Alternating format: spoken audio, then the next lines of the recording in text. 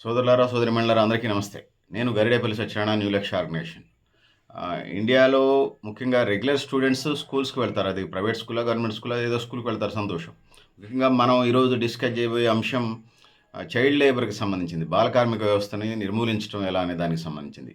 ముఖ్యంగా వ తల్లి ఉండి తండ్రి లేనటువంటి వాళ్ళు, తండ్రి ఉండి తల్లి లేనటువంటి వాళ్ళు, వీళ్ళు సెమీ అర్ఫన్స్. తల్లిదండ్రులు వివిధ కారణాలతోని లేకుండా పోయినటువంటి వాళ్ళు. అది యాక్సిడెంట్‌లోనో, లేపోతే కని అక్కడ చెత్త కుండీలో ఎయటమో, లేపోతే కని అట్లా హాస్పిటల్ దగ్గరో, ఎక్కడో ఊరు బయట ఎక్కడో వదిలేసి వెళ్ళడమో, ఇవన్నీ ఉన్నాయి. వీళ్ళు పెరిగి పెద్దోళ్ళైన తర్వాత బాల కార్మికులుగా మారుతా ఉన్నారు. దాంతోని పాటు పేరెంట్స్‌లో చదువు పట్ల అవగాహన లేకపోవటం కూడా ఇందులో ప్రధానమైన కారణంగా ఉంది. ఇండియన్ కాన్స్టిట్యూషన్, భారత పార్లమెంటు సాక్షాత్తు దీని మీద ఖచ్చితంగా కఠినంగా వ్యవహరిస్తా ఉంది. ఆ విధంగా ముందుకు పోతా ఉంది. చైల్డ్ లేబర్ అధికారులు ఎవరైతే ఉన్నారో, ముఖ్యంగా వీళ్ళ మీద ఆయా యాజమాన్యాల మీద, ముఖ్యంగా జ్యూస్ సెంటర్లలో, టైర్ల కొట్లలో, షాపులలో ముఖ్యంగా 100కి 80% ఇక్కడ అంతుబట్టని అంతుచిక్కని అంశం ఏందంటే, 100కి 70-80% వ్యవసాయ రంగంలో ఈ బాల కార్మిక వ్యవస్థ ఉంది. జీతగాళ్ళుగా, పాలెగాళ్ళుగా, గొడ్లు కాసేవాళ్ళుగా, లేకపోతే గడ్డి మోసుకొచ్చేటోళ్ళలాగా, బట్టలు ఉతికేటోళ్ళలాగా, ఇట్లా అనేక అంశాలు బేస్డ్‌గా బాల కార్మిక వ్యవస్థ రన్ అవుతున్నటువంటి పరిస్థితిని మనం చూస్తా ఉన్నాం. సో, ఇది దేశానికి అంత క్షేమం కాదు అనేది చెప్పదలుచుకున్నాను. సో, 0-6 ఏదైతే ఉందో పిల్లలు కొంచెం వచ్చిన తర్వాత అంగన్వాడీ సెంటర్‌కి వెళ్తారు. దాని తర్వాత ఏదైతే ఉన్నదో అంగన్వాడీ సెంటర్ నుంచి 0-6 అక్కడ సంబంధించి ఐసీడీఎస్ ద్వారా భారతదేశ వ్యాప్తంగా గూడా ఈ వ్యవస్థ కంటిన్యూ అవుతా ఉన్నది. సో, ఆ విధంగా ముందుకు పోతా ఉన్నాం. సో, ఇది 100కు 100% జరుగుతుందంటే ఐసీడీఎస్ 100కి 70% మటుకు జరుగుతుందనేది లెక్కలు చెప్తా ఉన్నాయి. ప్రభుత్వ నివేదికలు చెప్తున్నాయి. నేను పనిచేసే ఆర్గనైజేషన్స్ ఆ వేదికలో కాదు, సాక్షాత్తు గవర్నమెంట్‌లు నివేదికలు, గవర్నమెంట్ రిపోర్ట్సే చెప్తా ఉన్నాయి. సో, అందుకోసం దీన్ని 100కి 100% అమలు చేసే ప్రయత్నం చేయాలి. సో, ఇది ప్రధానమైనటువంటి ఎజెండాగా ఉన్నదని తెలియజేస్తా ఉన్నాను. సో, సోదరులారా, సోదరీమణులారా, ఇది ప్రధానమైనటువంటి ఎజెండా.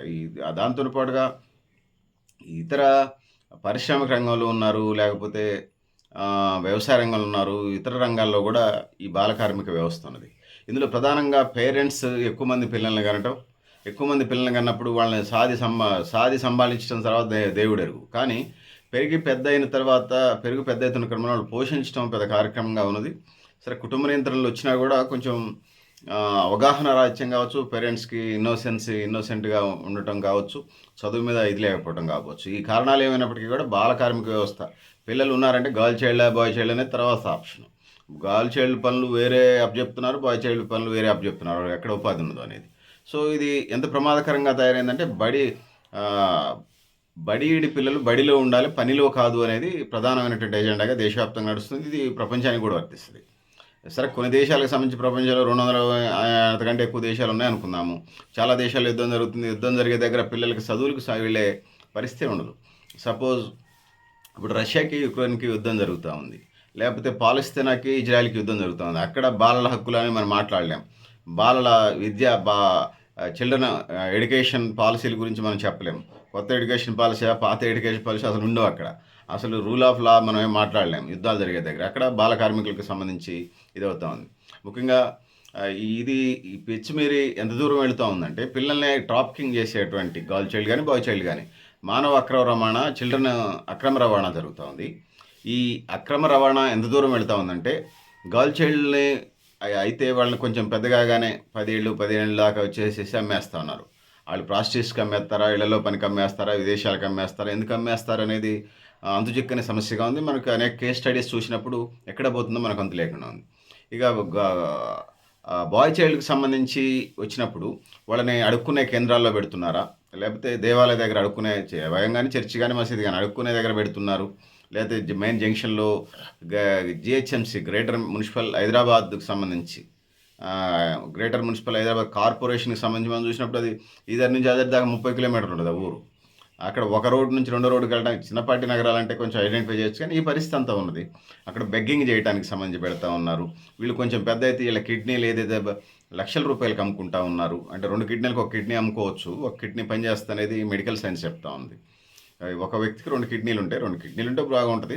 ఆ ఒక్క కిడ్నీ ప్రాబ్లమ్ అయితే రెండో కిడ్నీకి సంబంధించి మనిషి జీవిస్తాడు. సో, అట్లా కిడ్నీకి సంబంధించి మిగతా ఆర్గాన్‌కి సంబంధించి అసలు ఎటువైపు పోతుందనేది, ఆర్గాన్ డొనేషన్ అనేది మానవుని యొక్క మేధస్సుని స్ట్రెంథెన్ చేసింది. మానవుల యొక్క ఆయుష్‌ని పెంచింది ఆర్గాన్ డొనేషన్ అనేది. ఆ విధంగా ఇంకా అనేక మెడికల్ ఏదైతే ఉన్నదో డెడ్ బాడీలు మనం తీసుకెళ్ళినప్పుడు మెడికల్ సైన్స్ విద్యార్థులకి, ఎంబీబీఎస్ చదివే వాళ్ళకి, అనాటమీ విద్యార్థులకి పనికొస్తుంది. అంత మటుకు బానే ఉంది. కానీ వీళ్ళు బా పిల్లల్ని తీసుకువెళ్ళి, బాల కార్మికులు తీసుకెళ్ళి వివిధ వృత్తుల్లో పెట్టేసి ప్రమాదకరంగా చేరుస్తా ఉన్నారు. సో, అది మన దేశానికి కాదు, ఏ దేశానికైనా కూడా అది చాలా ప్రమాదకారని నేను ఇక్కడ చెప్పదలుచుకున్నాను. సో, అందుకోసం బాల కార్మిక వ్యవస్థ ఏ దేశానికైనా గొడ్డలిపెట్టు. వీళ్ళు పెద్దయిన తర్వాత వాళ్ళ జీవితంలో అసంతృప్తితోని బయటికి వచ్చినప్పుడు చాలా జీవితాలు మగ్గిపోతా ఉన్నాయి. బాల కార్మిక వ్యవస్థలో వచ్చినట్లుగా ఆ పనిలోనే, అందులోనే మగ్గిపోతా ఉన్నారు. ఇంకా కొంతమంది ఏమన్నా ఇందులో రాడికలిజం వైపు వెళ్ళినప్పుడు వాళ్ళు తీవ్రవాదులుగా సమాజంలో అది ఒక ఊరికే కాదు, ఒక వాడకే కాదు, ఒక పల్లెకే కాదు. అది దేశవ్యాప్తంగా శాంతి భద్రతల సమస్యగా, పెద్ద సమస్యలాగా, పెద్ద ఇష్యూలాగా జాయిన్ అయింది. పెద్ద ఇష్యూలాగా తెలుస్తా ఒక ఛాలెంజ్ లాగా, ఒక సవాల్లాగా ఇది ఉన్నది. బాల కార్మిక వ్యవస్థలో ఉన్నటువంటి పిల్లలు డిసిప్లిన్ ఉండదు. వాళ్ళు అనేక మత్తు పదార్థాలు, మత్తు పానీయాలకి ఎడిక్ట్ కావడానికి, బానిస కావడానికి ఆస్కారం ఉంది. తద్వారా వాళ్ళు సమాజం పట్ల వాళ్ళని సమాజం చిన్న చూపు చూస్తుంది కాబట్టి, వాళ్ళు కూడా పెద్దయిన తర్వాత సమాజాన్ని కూడా వాళ్ళు చిన్న చూపు చూస్తారు. అది వేరే పద్ధతి. ఇది ఎంత దూరం పోతుందంటే టెర్రరిస్ట్ గ్రూపులు, ఆల్-ఖైదా గ్రూపులు లేకపోతే ఇతర టెర్రరిస్ట్ గ్రూపులు మారక ద్రవ్యాల సరఫరా దాకా వెళ్తున్నారు వీళ్ళు. ఎందుకంటే వాళ్ళని చిన్న చూపు. సో, ఇండియన్ గవర్నమెంట్‌కి సంబంధించి వచ్చినప్పుడు అట్లాంటి పరిస్థితులు ఏమీ లేవు. నేను చెప్పదలుచుకున్నది అదే. ప్రభుత్వం ఖచ్చితంగా బాల కార్మిక వ్యవస్థ మీద ఉక్కుపాదం మోపుతుంది.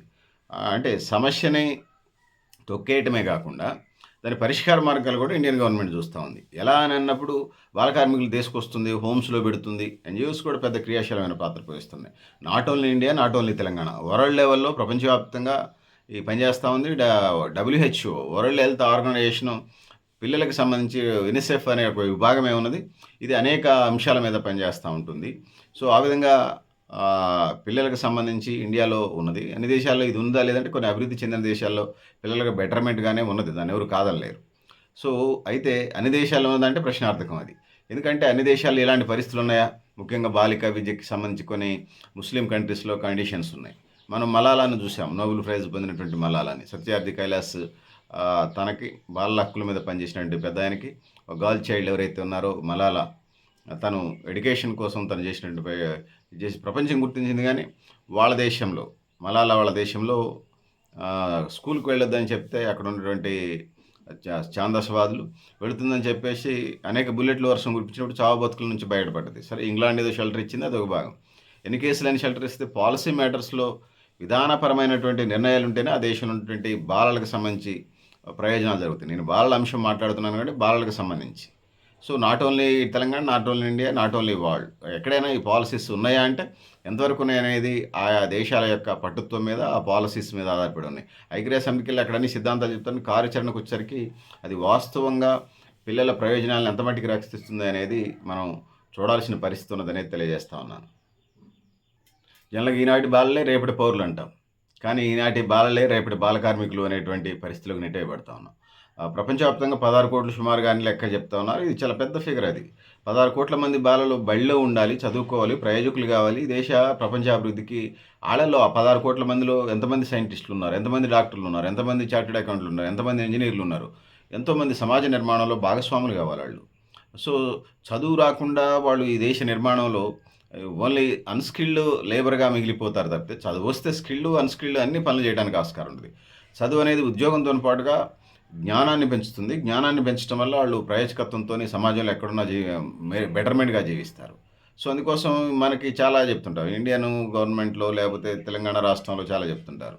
ఒక గర్ల్ చైల్డ్ చదువుకుంటే 3 తరాలకి మంచిదనేది. ఎందుకంటే ఈ గర్ల్ చైల్డే పెరిగి ఈనాటి బాలలే రేపటి పౌరులంటే వీళ్ళు పెద్దోళ్ళు అవుతారు, పెళ్ళిళ్ళు అవుతాయి. సో, ఇంటికి సంబంధించి వీళ్ళే కాకుండా ఇట్లా 3 తరాలకు సంబంధించి ఒక గర్ల్ చైల్డ్ చదువుకుంటే ఇన్ని ఉపయోగాలు ఉన్నాయని. మరి ఆ గర్ల్ చైల్డే బాల కార్మిక వ్యవస్థలో ఉంటే సో, సో వాళ్ళని చిదిమేసినట్టుగా, మొక్కలోనే తుంచేసినట్టుగా వాళ్ళ జీవితాలు ఇదవుతా ఉన్నాయి. ఇది దేశానికే కాదు, ప్రపంచానికి ఏమీ క్షేమదాయకం కాదనేది నేను ఇక్కడ చెప్పదలుచుకున్నాను. యునైటెడ్ నేషన్స్ సుస్థిరాభివృద్ధి లక్ష్యం 8.7 అని ప్రపంచ దేశాల్లో 2025 నాటికి బాల కార్మిక వ్యవస్థ లేకుండానే చేద్దామని చెప్పేసి అనేక లక్ష్యాలు పెట్టుకున్నారు. ఇది సాధ్యమయ్యే పని అనేది ఛాలెంజింగ్‌గా ఉంది. నేను ఇప్పటికే చెప్పాను, ఇజ్రాయెల్ పాలస్తీనా గొడవలో కానీ, లేకపోతే యుక్రెయిన్ రష్యా గొడవలు, యుద్ధాలు జరుగుతూ ఉన్నాయి. చాలా నెలలుగా జరుగుతూ ఉన్నాయి. అదొక రావణ కాష్టంలో రగులుతూ ఉన్నాయి. అక్కడ మనం 2025 నాటికి బాల కార్మిక వ్యవస్థ లేనటువంటి సమాజం నిర్మిస్తానంటే కామెడీ తప్ప మరొకటి కాదు. అది సాధ్యం కాదనేది కూడా నేను తెలియజేస్తా ఉన్నాను. సో అందుకోసం సోదరులారా సోదరిమణులారా ఖచ్చితంగా లక్ష్యాలు పెట్టుకున్నప్పుడు అది అది ఏమంటారు బాల కార్మిక నిర్మూలన అనేది కూరగాయల మార్కెట్కి వెళ్ళి అక్కడ ఉండే టమాటాలు బెండకాయలు దోసకాయలు తెచ్చుకున్నంత ఈజీ కాదు. అది పాలసీ మ్యాటర్స్కి రావాలి. ఖచ్చితంగా బాల్యం నలిగిపోకుండా చూడాలి. యుద్ధం జరిగినప్పుడు పిల్లలు కూడా చనిపోతూ ఉన్నారు, పిల్లలకి ఇంజురీస్ అవుతూ ఉన్నాయి. యుద్ధం జరిగినప్పుడే కాదు, ముఖ్యంగా ఆయా దేశాలు ఉపాధి చూపించినప్పుడు కూడా వాళ్ళు వలస కార్మికులుగా వెళుతూ ఉంటుంటారు. పేరెంట్స్ వలస కార్మికులు ఉన్నప్పుడు వీళ్ళు ఆ ప్రాంతాలకు వెళ్ళే ఆస్కారం ఉంది. లేకపోతే ఇంటి దగ్గర ఉన్న చదువు పట్ల నిర్లక్ష్యం ఉండదు అనేది చెప్పొచ్చు. సో బడిఈడి పిల్లలు బడిలోనే ఉండాలి, పనిలో కాదని ఎన్ని సిద్ధాంతాలు చెప్పినా, వీళ్ళంతా బడిలో ఉండాలని ఎంత రాద్ధాంతం చేసినా నిజంగా కార్యాచరణకు వచ్చేసరికి అది ఆమడ దూరాన, అనుకున్న లక్ష్యాలకు ఆమడ దూరాన ఉంటుందనేది చెప్పక తప్పదు. 2002 నుంచి యునైటెడ్ నేషన్స్ ఆర్గనైజేషన్ వాళ్ళు జూన్ 2వ తేదీని బాల కార్మిక నిర్మూలన దినోత్సవంగా చేస్తున్నారు. అంటే బాల కార్మికులు లేనటువంటి వ్యవస్థని తీసుకురావాలని చెప్పేసి ప్రతి డేకి ప్రతి రోజుకి 365 రోజులు ఉంటే ప్రతి రోజుకి ఏదో ఒక ప్రత్యేకత ఉంటుంది. ఎందుకంటే ఆ వ్యవస్థలో సమాజంలో ఏదైతే ఉన్నాయో నష్టం చేసేటువంటి నష్ట నివారణ చర్యలు తీసుకుంటూ సమాజ పురోగమనానికి సంబంధించి అటు ఐక్యరాజ్య సమితి కానీ ఈ దేశాలకు సంబంధించి ఎవరి దేశాలకు సంబంధించి వాళ్ళు కానీ కొన్ని డేస్ పెట్టుకుంటారు. గురు పూజోత్సవం మనకి సెప్టెంబర్ 5 ఉంటుంది. కొన్ని దేశాల్లో ఇంటర్నేషనల్ లెవెల్ అది గురు పూజోత్సవం అది వేరే ఉన్నది. సరే, ఏది ఏమైనప్పటికీ ఓవరాల్గా చూసినప్పుడు అది ఎందుకు అనే దానికి వచ్చినప్పుడు ఆ దేశ ప్రయోజనాల కోసం, ఆ భవిష్యత్ తరాలకి సంబంధించి బాగుండాలని చెప్పేసి ఆ నిర్ణయాలు తీసుకుంటారు. ఆ విధంగా ముందుకు పోతూ ఉంటారు. సో అది కార్యాచరణలో ఎంత మట్టుకి ఉన్నదనేది పేపర్లో రావటం, టీవీలు రావటమైనా నిజంగా గ్రాస్ లెవెల్లో, గ్రౌండ్ లెవెల్లో నిజమైన అభివృద్ధి జరుగుతుందనే దానికి వచ్చినప్పుడు ఇండియాకి సంబంధించి చెప్పగలం 78% దాకా జరుగుతుంది. సో వరల్డ్ లెవెల్లో వివిధ దేశాలకు వచ్చినప్పుడు, యుద్ధాలు జరిగినప్పుడు కానీ, లేకపోతే వలసలు వెళ్ళినప్పుడు కానీ, ఉపాధి మార్గాలు బాల కార్మికులు అంటే అది వాళ్ళ పిల్లలకు సంబంధించిన అంశమే కాదు, అది కుటుంబాలకు సంబంధించిన అంశంగా ఉంటుంది. పేరెంట్స్ వాళ్ళ యొక్క ఆర్థిక స్థితిగతుల మీద ఆధారపడి ఉంటుంది. ముఖ్యంగా కరోనా లాంటి విపత్తులు వచ్చినప్పుడు అసలు ఎడ్యుకేషను ముఖ్యంగా మా తెలంగాణలో అయితే 2 బ్యాచ్లు ఫ్రీగా పాస్ చేసేసారు. ఎగ్జామ్ రాకపోయినా 10th క్లాస్ ఎగ్జామ్స్ పాస్ చేసేసారు. సో అంటే ఎడ్యుకేషన్ మీద ఇలాంటి విపత్తులు కూడా ఎఫెక్ట్ పడుతూ ఉంటుంది. కరోనా కాదు, ఇంకో దేశంలో ఇంకొక సమస్య రావచ్చు.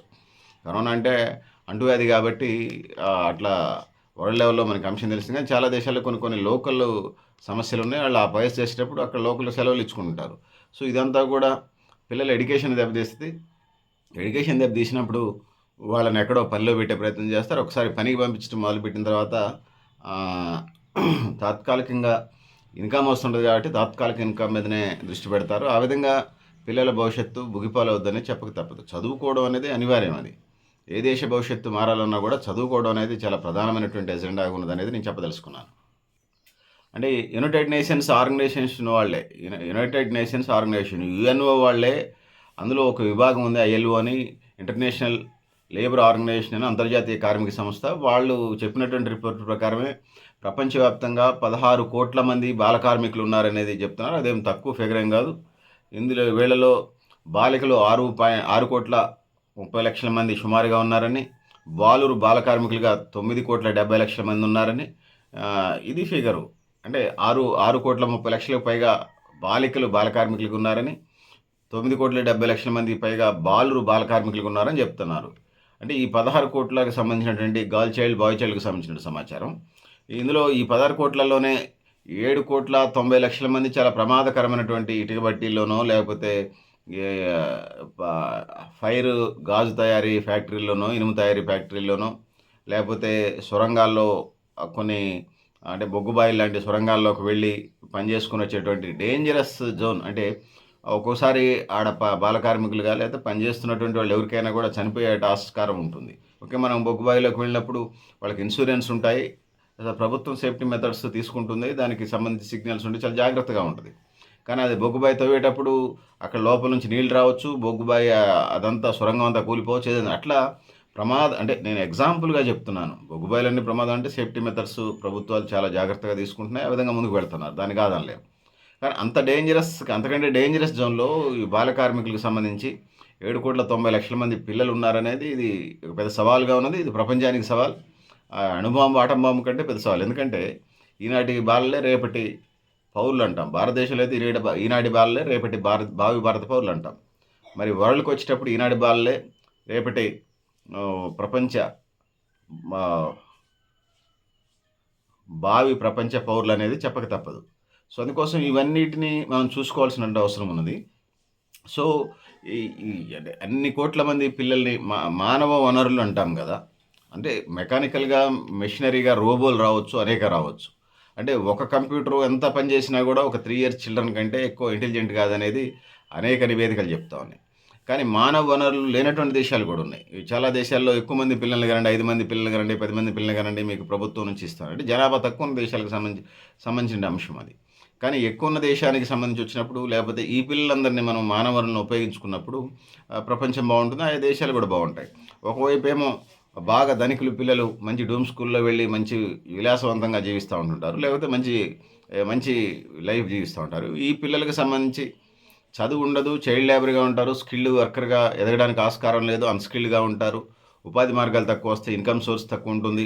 తద్వారా వీళ్ళు ఒక పేదరికం వైపు నెట్టివేయబడే పరిస్థితి ఉన్నది. ఒక్కొక్క దేశంలో పేద పిల్లలు, ధనిక పిల్లలు అనేది వచ్చినప్పుడు వీళ్ళు పెద్దయినప్పుడు గూడా ఎన్ని మారతాయి అనేది చూడాలి ప్రభుత్వ పాలసీలకు సంబంధించి. కానీ చదువుకున్న పిల్లలు, చదువులేని పిల్లలు అనేది చేసినప్పుడు, ముఖ్యంగా చదువుకున్న పిల్లలు చైల్డ్ లేబర్ అని డివిజన్ చేసినప్పుడు, ముఖ్యంగా ఖచ్చితంగా చదువుకున్న పిల్లల కంటే చైల్డ్ లేబర్ పిల్లలు చాలా మిగతా లైఫ్‌లో లీడ్ చేయటంలో గూడా చాలా బ్యాక్వర్డ్ ఉంటారు. అందులో తేడా ఏం లేదు. మనం దీని మీద పెద్ద ల్యాబ్‌కెళ్ళే ప్రయోగశాలలో బయ ప బయోస్కోప్‌లు లేపోతే ఇంకొక స్కోప్‌లో పెట్టి చూడాల్సినటువంటి ల్యాబ్‌లలో పెట్టి మైక్రోస్కోప్‌లలో పెట్టి చూడాల్సిన అవసరం లేదు. మైక్రోస్కోప్‌లో పెట్టి చూసేంత పరిస్థితి అవసరం లేదు. అనేక నివేదికలు స్పష్టం చేస్తున్నాయి. అందుకోసం బడి ఈడి పిల్లలందరూ కూడా ఏ దేశమైనా ఇండియా కావచ్చు, ఇంకో దేశం కావచ్చు, ఇంక ఏ దేశమైనా ఇక రాజకీయాల పరంగా, సరిహద్దు సమస్యల పరంగా ఇండియాకి సంబంధించి ఇతర అంశాల్లో డిఫరెన్సెస్ ఉండొచ్చు కానీ, ఎక్కడున్నా కూడా ఓవరాల్‌గా పిల్లలకి సంబంధించి చైల్డ్ లేబర్ లేనటువంటి వాతావరణాన్ని సృష్టించడం ద్వారా ఆ దేశాలు భవిష్యత్తులో బావుంటాయనేది ఇక్కడి నుంచి చెప్పదలుచుకున్నాను. ప్రపంచంలో ప్రతి 10 మందిలో 9 మంది ఆఫ్రికా, ఆసియా, పసిఫిక్ ప్రాంతాల్లో బాల కార్మికులు ఉన్నారు. అత్యధికంగా సబ్ సహారన్ ఆఫ్రికా ప్రాంతంలో 8,66,00,000 మంది బాల కార్మికులుగా ఉన్నారని, ఇందులో ప్రధానంగా 100కి 70% వ్యవసాయ రంగంలో బాల కార్మికులుగా ఉన్నారని, సేవా రంగంలో 20% ఉన్నారని, ఇక పారిశ్రామిక రంగంలో 10% ఉన్నారని. అంటే వ్యవసాయ రంగానికి సంబంధించి అసలు ఆడ ఏమీ ఉండవు. వాళ్ళు జనరల్‌గా వచ్చాడని చెప్తారు. పొలానికి సంబంధించి చూసుకోవడానికి వచ్చారని చెప్పినట్టుగా ఉంటది. సో, అసలు వ్యవసాయ రంగానికి సంబంధించి చైల్డ్ లేబర్ అనేది పెద్ద ఛాలెంజింగ్ అంశం. అది ఆయా కుటుంబాల పేదరికాలకి వల్లనే వాళ్ళు వ్యవసాయ రంగంలో బాల కార్మికులుగా పెడతారనేది నేను చెప్పదలుచుకున్నాను. పేద దేశాల్లో వారి పిల్లలందరూ గూడా వలసకి వెళ్ళటానికి, లేపోతే బాల కార్మికులుగా వెళ్ళడానికి ఆస్కారం ఉంది. వాళ్ళంతా బానిసలుగా జీవించే పరిస్థితి కూడా ఉన్నది. పారిశ్రామిక విప్లవం తర్వాత కార్మికుల కంటే బాల కార్మికుల్ని తక్కువ వేతనానికి పెట్టుకుంటున్న ఒక కల్చర్ వచ్చింది. అది గూడా బాలల మీద ఎఫెక్ట్ పడుతుందనేది నేను తెలియజేస్తా ఉన్నాను. ఇంకా కరోనా తర్వాత గూడా ఈ సమస్య ఉన్నది. ముఖ్యంగా పాఠశాలలు మూసేయటం, ఇంటి పెద్ద ఉపాధి కోల్పోవటం, వ్యాపారాల్లో నష్టాలు, తల్లిదండ్రులకు సంబంధించినటువంటి మరణాలు, యుద్ధాలు, ప్రకృతి వైపరీత్యాలు, బాల కార్మిక సంఖ్య పెరగటానికి ఆస్కారంగా మనకు కనపడతా ఉన్నది. సో, అందుకోసం 2023 సంవత్సరం నాటికి వీరి శాతం పెరుగుతుంది అని ఐఎల్ఓనే తెలిపింది. ఐఎల్ఓ ఇంటర్నేషనల్ లేబర్ ఆర్గనైజేషన్ వాళ్ళు చెప్తా ఉన్నారు. అంటే ఈళ్ళు ఎక్కడెక్కడ ఉన్నారనేది ఇప్పటికే చెప్పాను. ఇళ్లల్లో పనులకు పనిచేస్తా ఉన్నారు. బాణసంచాలు తయారు చేసే దగ్గర, బొమ్మలు అమ్మే దగ్గర, బాల కార్మికులు ఎక్కడెక్కడ పనిచేస్తున్నారంటే గొడుగుల తయారీలో, గన్లు, మైనింగ్ లాంటి ఆట్ల, ఇంకా వ్యవసాయ రంగంలో వ్యవసాయం, పాడి పరిశ్రమ, మత్స్యశాఖ, అటవీ, రిటైల్ రంగాల్లో, రెస్టారెంట్లలో వస్తువులు లోడింగ్లు, కత్తేరుకోవటం, బూట్లు పాలిష్ చేయటం, పారిశ్రామిక రంగంలో అయితే ఆపరేటింగు, ఉప్పు, అద్దాల తయారీ పరిశ్రమలో చైల్డ్ ట్రాఫికింగ్ వలన అమ్మాయిలు వేశ్యవృత్తిలోకి పోతూ ఉన్నారు. అబ్బాయిలు బిచ్చగాళ్ళుగా మారుతూ ఉన్నారు. ఇప్పటికే చెప్పాము. సో, ఇవన్నీ అంటే కొన్ని రంగాలు ఇవి. ఇంక ఇతర ఏ రంగాలున్నా కూడా ఇప్పుడు చెప్పినటువంటి ప్రధానమైన ఎక్కువ మంది ఉన్నటువంటి రంగాలు చిల్డ్రన్ అనేది మనం చెప్పొచ్చు. కానీ ఓవరాల్‌గా చూసినప్పుడు దీని ఇంపాక్ట్ ఇంకా ఇతర చాలా రంగాలుంటాయి. ఆ రంగాల్లో కూడా ఉన్నారనేది ఇక్కడ నేను చెప్పదలుచుకున్నాను. ఈ బాల కార్మిక వ్యవస్థ, బాల కార్మికులు. దీనికి ప్రధాన కారణం ఇప్పటికే అనుకున్నట్టుగా కుటుంబంలో సంపాదన తక్కువ ఉన్నప్పుడు పిల్లలు స్కూల్‌కి వెళ్ళకుండా పనికి వెళ్తున్నారు. అందువల్ల ఏం జరుగుతుందంటే బడిలో ఉండాల్సిన పిల్లలు బడిలో ఉండాలి, పనిలో ఉండాలనేది నినాదం ఇక్కడ ఫెయిల్ అవుతా ఉంది.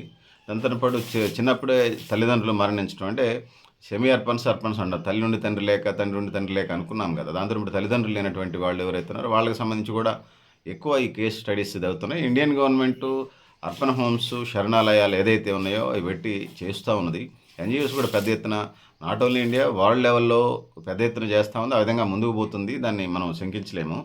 సో రోడ్ల మీద వదిలేయకుండా అంటే వాళ్ళు కొవ్వెక్కినటువంటి వాళ్ళు, లేకపోతే భార్య ఉండగా ఇతరులతోని ఎఫ్ఐఆర్స్ పెట్టుకున్నటువంటి కానీ ఆడ పడేసిపోతున్నటువంటి సందర్భాలు కూడా మనం కోకొల్లలుగా చూస్తూ ఉన్నాం. దాంతో పాటు తప్పిపోయిన పిల్లలు అంటే ఇది పేరెంటింగ్ సరిగ్గా లేకపోవటం వల్లనే. పేరెంట్స్ అది గ్రాండ్ పేరెంట్సా, తల్లిదండ్రుల వాళ్ళ పేరెంటింగ్ సరిగ్గా లేకపోవటం వలన ఇదవుతుంది. తల్లిదండ్రులకు సంబంధించి అక్షరాస్యత చదువుకున్న వాళ్ళు లేకపోవటం వల్ల కూడా ఇలాంటి పరిస్థితులు వస్తూ ఉన్నాయి. ఉపాధి మార్గాలు ఆ ప్రాంతాల్లో ఇప్పుడంటే కరువు పనులు పెట్టారు, అదొక భాగంగానే చాలా ప్రాంతాలకు సంబంధించి వచ్చినప్పుడు ఉపాధి మార్గాలు ఆ కరువు పనులు తప్పితే మిగతా టైంలో ఉపాధి మార్గాలు లేకపోవటం, వలసలు వెళ్ళడం, ఈ విధంగా స్కూళ్ళకి దూరంగా ఉంటున్నారు. వ్యవసాయ రంగంలో పెద్దలకి సహాయంగా పిల్లల్ని తీసుకుపోతున్నారు. సో కుటుంబ అవసరాలకు సంబంధించి తీసుకువెళితే ప్రాబ్లం లేదు. అది ప్రొఫెషనల్గా ఇక వాళ్ళని చదువులు బంద్ చేసి ఆ విధంగా వెళ్ళటం అంటే అది బాలకార్మిక వ్యవస్థ అని డెఫినేషన్ చెప్తా ఉంది ఐఏలో, బాలకార్మిక వ్యవస్థకు సంబంధించినటువంటి యునిసెఫ్ వాళ్ళు. సో అందుకోసం ఇట్లా బాలకార్మికుల్ని తయారు చేయటం వల్ల ప్రపంచానికి నష్టం అని చెప్పేసి అనేక నివేదికలు తెలియజేస్తూ ఉన్నాయి. సో ఇట్లా వివిధ రంగాల్లో పనిచేసినటువంటి పిల్లలందరూ కూడా 18 సంవత్సరాల లోపు వాళ్ళందరూ పనిచేస్తే వాళ్ళు బాలకార్మికులు అంటున్నారు. వీటిని అధిగమించడంలో ప్రపంచంలో ఉన్నటువంటి ఆయా దేశాలు ఫెయిల్ అయినాయి అనేది అందువల్లనే బాలకార్మిక వ్యవస్థ ఇదవుతుందని చెప్పేసి హ్యూమన్ రైట్స్ వాళ్ళు, అంతర్జాతీయ మానవ హక్కుల సంస్థ వాళ్ళు చెప్తూ ఉన్నారు. సో ఆ విధంగా చూసినప్పుడు లింగం, జాతి, మతం, కులం, హోదాలతో సంబంధం లేకుండా అందరికీ విద్యను అందజేయాలి. పిల్లలందరికీ నచ్చిన రంగంలో చదువుకోవచ్చు, జీవించే హక్కు ఉన్నది. ఆర్థిక, సామాజిక, పర్యావరణ అభివృద్ధి హక్కులు ఉన్నాయి. కానీ ఇది కాగితాలకే పరిమితమైందని చెప్పబడతా ఉంది. అది వాస్తవం కూడా. ఇండియాకు వచ్చినప్పుడు ఆర్టికల్ 14 సమానత్వం హక్కు, 15 వివక్షత వ్యతిరేకంగా ఉండే హక్కు, 21 వ్యక్తిగత జీవించే హక్కు. దాంట్లోనే 6 సంవత్సరాల నుండి 14 సంవత్సరాల పిల్లలందరూ నిర్బంధ ఉచిత విద్య అనేది భారతదేశంలో సాధ్యం కాదులేండి, నిర్బంధంగా అనేది. సో 14 సంవత్సరాల లోపు పిల్లలు, చిన్నపిల్లలు ఇప్పటికే అనుకున్నట్టుగా వాటిని చేయకూడదని చెప్పేసి సో ఆర్టికల్ 45 పిల్లలకు ఉచిత నిర్బంధ విద్య ఉండాలని చెప్పేసి అనేక సంస్కరణలు తీసుకొచ్చారు. అదేవిధంగా 86లో మన దేశం రూపొందించిన ఏదైతే బాల కార్మిక తగ్గించింది, కానీ బాల కార్మికులు 1986లో బాల కార్మిక వ్యతిరేక చట్టాన్ని ఇండియన్ పార్లమెంటు పెట్టింది. కానీ అది అంతమటికి వరకట్నం చట్టం లాగానే అంతమటికి అమలు అవుతుంది అనేది చూడాల్సిన అవసరం ఉన్నది. సో అది పరిస్థితి అనేది తెలియజేస్తా ఉన్నాను. వీళ్ళకి ఎడ్యుకేషన్ నేర్చుకోవడం వల్ల పావర్టీలోకి నెట్టబడతారు. పేదరికంలో నెట్టబడ్డప్పుడు వాళ్ళకి పౌష్టికాహారం ఉండదు. పౌష్టికాహారం ఉండనప్పుడు రక్తహీనత వస్తుంది, ఆరోగ్య సమస్యలు వస్తాయి, రోజు పని చేయలేరు. సో ఇవన్నీ ఒకదానితో ఒకటి, అవన్నీ బంధువులు, పేదరికం బంధువులు వాళ్ళంతా. అవిద్య, నిరక్షరాస్యత.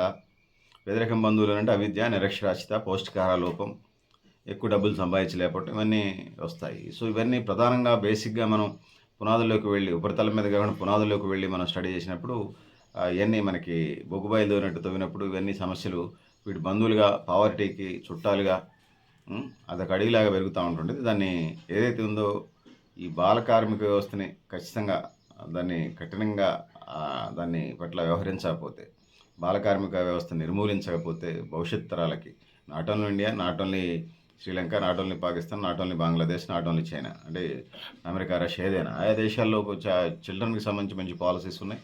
పిల్లల్ని కొడితే కూడా జైల్లో వేసేటువంటి, అంటే పిల్లల మీద అంత కేర్ తీసుకునేటువంటి సందర్భాలను చూస్తూ ఉన్నాం. సో కొన్ని దేశాల్లో పిల్లలకి తక్కువ వర్గాలకో వాళ్ళకి లేనటువంటి దేశాలను చూసాం. కొన్ని దేశాల్లో బాలికా విద్య అసలు మృగ్యం, చదవడానికి ఆస్కారం లేదు, ఇంటి దగ్గరే ఉండాలనేటువంటి పరిస్థితులు మనం చూస్తాం. ఇవన్నీ కూడా బాల కార్మిక వ్యవస్థకి. ఇంటి దగ్గర ఉండేవాళ్ళు ఖచ్చితంగా పనికే పంపిస్తారు. ఎడ్యుకేషను పిల్లలు బడిలో ఉండాలి, అది పనిలో ఉంటారు. బడిలో లేని చోట ప్రతి చోట పనిలోనే ఉంటారు. మీరు చెక్ చేసుకోండి, 100కి 99% అంటే 99.9%. ఏమన్నా ఎంఆర్ పిల్లలు ఎవరైనా ఉంటే అట్లా పెట్టండి, మానసిక వికలాంగ పిల్లలు లేకపోతే దివ్యాంగుల పిల్లలు ఎవరైనా ఉంటే అట్లా పెట్టండి. మిగతా 100కి 99.9% వాళ్ళు ఖచ్చితంగా స్కూల్లో లేనప్పుడు, ఖచ్చితంగా స్కూలింగ్ లేనప్పుడు ఖచ్చితంగా పనికే పోతారు, పనికే పంపిస్తారు. పిల్లల్ని కొంచెం 10 ఏళ్ళు దాటి నుంచి 10 ఏళ్ళ నుంచి 18 ఏళ్ల మధ్యలో ఇంటికాడ పెట్టుకోరు, ఎక్కడో ఒకసారి పనిలో పెడతారు. కాబట్టి ఇది బాలకార్మిక వ్యవస్థకి దారి తీస్తుంటుంది. అందుకోసం పిల్లలకి సంబంధించి 5 ఇయర్స్ స్కూల్కి వెళితే, 15 సంవత్సరాల స్కూల్కి వెళ్తే 20 సంవత్సరాలు వస్తాయి. సో ఈ పీరియడ్, ఈ 15 ఇయర్స్ వాళ్ళ పిల్లలు చదువుకుని ఉంటే తర్వాత విజ్ఞానం పెరగటం వల్ల ఎక్కడో ఒకసారి ఉద్యోగం చేసుకుంటారు. అది ప్రభుత్వ రంగమా, లేకపోతే ప్రైవేట్ రంగమా, ఇంకో రంగమా, ఉద్యోగమా, వ్యాపారమా, ఇంకెక్కడో ఒకసాట బిజినెస్సా, అగ్రికల్చరా, ఉద్యానవన పంటలా, చిరుధాన్యాలా, ఇంకా ఏదైనా అనేక ఉపాధి మార్గాలున్నాయి. కూటి కోసం కోటి విద్యలంటారు. అంటే కోటి రకాల విద్యలున్నాయి ఉపాధి మార్గాలకు సంబంధించిన. ఎక్కడున్నా స్కిల్డ్‌గా వర్క్ చేయటానికి నైపుణ్యాభివృద్ధి ఉండటం వల్ల చదువుకున్నప్పుడు ఇవన్నీ స్కిల్ డెవలప్‌మెంట్ ప్రోగ్రామ్స్ పెరుగుతాయి. తద్వారా ఉత్పత్తి పెరుగుతాది. టెక్నాలజీ పెరుగుతాది. వీటన్నిటిని ఉపయోగించగలుగుతారు. ఆ విధంగా ముందుకు వెళ్ళటానికి ఆస్కారం ఉండదు. అందుకోసం బాల కార్మికులు ఏ దేశంలో ఎక్కువ ఉంటారో ఆ దేశం ఖచ్చితంగా వెనకబడిన దేశంగానే మనం భావించాల్సొస్తది. వాళ్ళు ఎంత ఇతర రంగాల్లో వరల్డ్ నంబర్ 1 వచ్చినా కూడా ఉపయోగం లేదు. ఎందుకంటే తర్వాత తరాలకు సంబంధించి వాళ్ళ దేశం మళ్ళీ వెనకబాటులోకి నెట్టివేయబడుతుంది కాబట్టి, వాళ్ళు సాధించిన ఫలాలు 1-2, 2-3, 3-10, 20, 50, 100 అట్లా పైకి వెళ్ళాలి గానీ, బాల కార్మిక వ్యవస్థ పెట్టితే మళ్ళీ వీళ్ళు 100 నుంచి మళ్ళీ డౌన్ ఫాల్‌కొస్తారు. వెనక్కొచ్చేస్తారు. సో, అందుకోసం వీటి మీద దృష్టి పెట్టాల్సినటువంటి అవసరం ఉంది. ఆ విధంగా ముందుకు పోవాల్సిన అవసరం ఉంది. ఆ విధంగా ముందుకు పోవటం వల్లనే ఎక్కువ ఉపయోగం జరుగుతదనేది నేను తెలియజేస్తా ఉన్నాను. లేపోతే ఈ not only state, not only country. అది రాష్ట్రానికో, దేశానికి కాదు, ప్రపంచంలో ఎవరికైనా ఇది వర్తిస్తది ఆయా దేశాలకనేది నేను తెలియజేస్తా ఉన్నాను. ఇప్పుడు పేరెంట్స్ వాళ్ళని పిల్లల్ని పెంచి పెద్ద చేసే అటు పేరెంట్స్ కానీ, గ్రాండ్ పేరెంట్స్ కానీ ఉపాధి మార్గాల్లో ఉన్నప్పుడు పిల్లల్ని పనిలో పెట్టడానికి ఆస్కారం ఉండదు. ప్రభుత్వాలు కూడా కొంచెం చొరవ చేయాలి. ఆ విధంగా ముందుకు పోవాలి. ఇంకా బాల కార్మిక వ్యవస్థను ఇది చేస్తున్నటువంటి సంస్థలు, ఫ్యాక్టరీలు, పరిశ్రమలు యజమానుల మీద కఠిన చర్యలు తీసుకోవాలి. పిల్లలకి పౌష్టికాహారం అందించాలి. దాంతోని పాటు మానసిక వైద్యులతోని కౌన్సెలింగ్ ఇప్పించాలి. ఆ విధంగా సామాజిక బాధ్యత దీంట్లో ప్రభుత్వాలు పెద్ద ఎత్తున చేపట్టాల్సిన అవసరం ఉంది. నాన్ గవర్నమెంటల్ ఆర్గనైజేషన్స్, స్వచ్ఛంద సంస్థలు దీంట్లో క్రియాశీలమైన పాత్ర పోషించాలి. సో, బాల కార్మిక వ్యవస్థ అనేటువంటి ఒక అనాగరిక వ్యవస్థని దాన్ని కిలోమీటర్ లోతు తవ్వి బందపెట్టాల్సిన అవసరం ఉన్నది. ఆ విధంగా మనందరం ముందుకు పోవాలని మనవి చేస్తున్నాను. మీరు కూడా మీ అభిప్రాయాల్ని కామెంట్ బాక్స్‌లో రాయమని ఆహ్వానిస్తూ, సో, నేను గరిడేపల్లి సత్యనారాయణ, న్యూ లక్ష్య ఆర్గనైజేషన్.